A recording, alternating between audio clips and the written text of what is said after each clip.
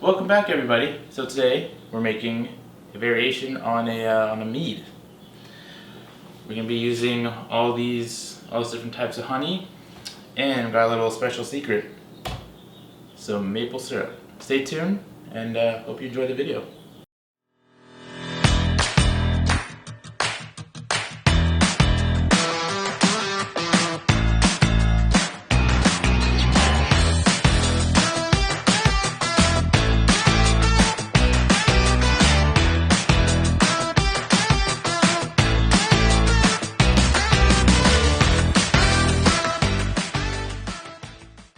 So, what we have today to be making our acerglyn,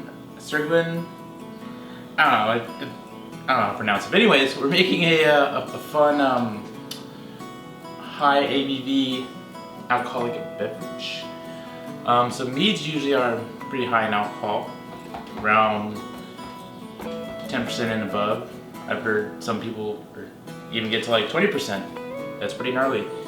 But anyways, so the honey or different types of honey that we're going to be using, so it's all pretty much sourced locally here in Southern California.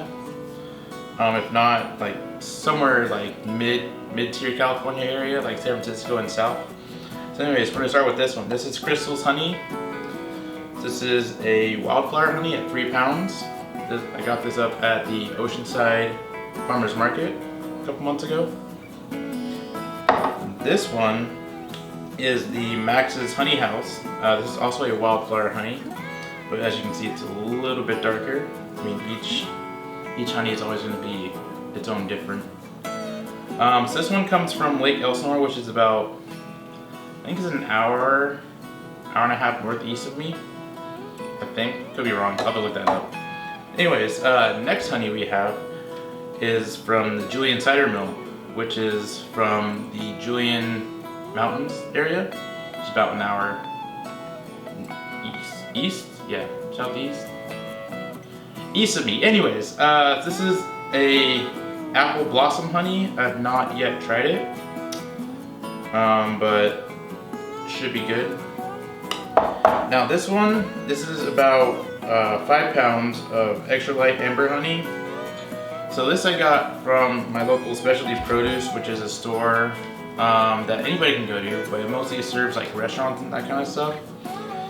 So we'll see how this goes. And then for the special, this is where the maple syrup comes in to make it a acerglyn, however you pronounce that word. Anyways, so this is 100% pure Vermont maple syrup, grade A. Dark color, robust taste, as it says. It's from the Butternut Mountain Farm in Vermont. So I'll be using, actually I don't know how much I'll be using, because this is about half a gallon, not using it all. I'll think about that here in a minute, and then we'll get back to you. The honey adds up to be about 14 pounds, which is a lot. Now for the maple syrup, I'm going to be doing 4 cups of it. And then for the water, because generally when you make mead, you want to do at least like 3 pounds per gallon of water. So kind of is near reaching the 5-gallon mark. And then for yeast, be using the WLP white wine yeast. I already have it's somewhere on the back of me, right here. Like a mason jar, like a quarter of it full from last time I was using it. And then so I'm gonna be adding yeast nutrients, which is gonna be ferment K. So I'll be adding 1 tablespoon once we get this whole process started. And then every 2 days, I'll be adding 1 tablespoon for 6 days. If that makes sense. So yeah, so let's get started with this whole brew day. All right, cool. So usually when I make mead, I like to heat up the water so the honey can more easily dissolve into it. So like I said, I have about 5 gallons right here. You're pouring it into the kettle, turning the heat on. I'm probably gonna get it up to like 115, and then turn the flame off. I have a temperature gauge, so that'll help. But yeah, once it hits 115, then turn the temperature off. Then we'll add the honey, stir it in, and the honey will also like cool it down a little bit. But it's probably gonna take like 2 hours for it to like cool down to like room temp, which is totally fine because I got other brewing things I need to do. Let's get it pouring.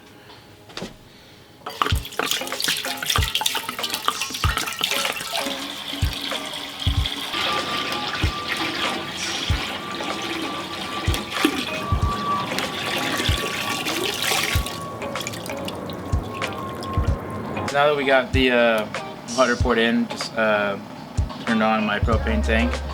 We have the heat going. So I'm gonna put the lid back on. I do have my temperature gauge going, my thermometer. Yeah, so it'll beep at me once it hits 115, then we'll turn the flame off. So the water has reached about to went a little bit over. It went 119, but still okay. So first I'm gonna start with the Max's Honey House Wildflower. There we go. Just me like pouring all this in, and then I have my mash paddle. I'll be stirring it in as well. I do have a spoon on me. I'm about to sanitize it here, so we can get all the delicious honey out. One sec. All right, so like I said, starting out with the Max's Honey House.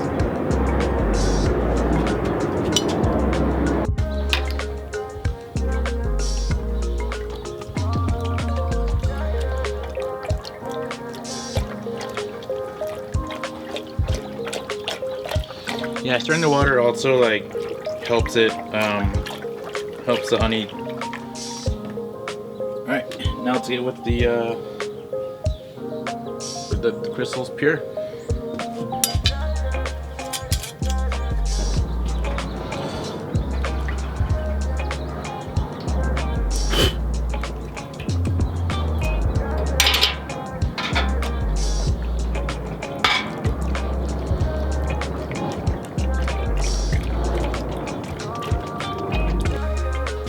Alright, now for the apple blossom.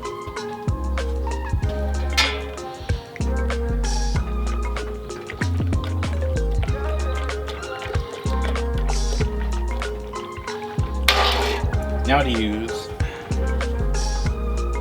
the rest. Never used this honey, so we'll see.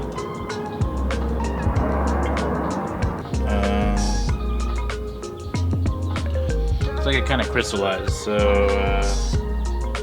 we'll put this in some hot water for a little bit.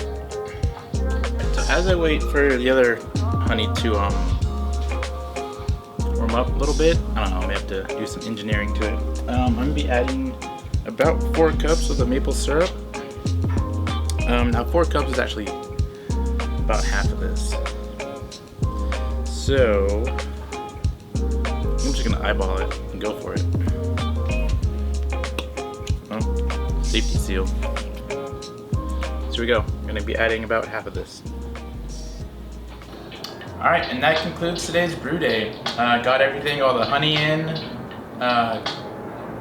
maple syrup. I just added the ferment K, and about a minute ago I went to go out and stir in the kettle just to make sure everything was working well together. So right now, I'm just gonna let it sit out there for probably another hour or two so it naturally cools down. I'm gonna put it more in the shade. It's supposed to get hot here in San Diego, even though we're at the end of October. I don't know, weird weather we're having. Anyways, once I get my other fermenter system, my 7-gallon SS Brewtech conical ready, then I'll be pitching or tossing that Mead or acerglyn, however you pronounce that word, honey with maple syrup, and then I'll be pitching the white wine yeast. Also maybe taking a gravity reading, I gotta remember that too. Yeah. I just want to say thanks again for watching the little video. Don't forget to like and subscribe to the Modern Brew Life channel. Be trying to make more videos. A little bit more free time than I did a while ago, so I don't know, probably end up doing more smaller batches since this beer will be taking up the remainder or my main fermenter system. But I got 2 other little ones, so maybe do some ciders or some sizers or dry hop ciders. I don't know, like whatever, like 2 to 3 or 2 to 4 gallon batches, just small batches, you know, why not? So I'll catch you guys on the next video. Remember, always have a homebrew. Thanks for watching.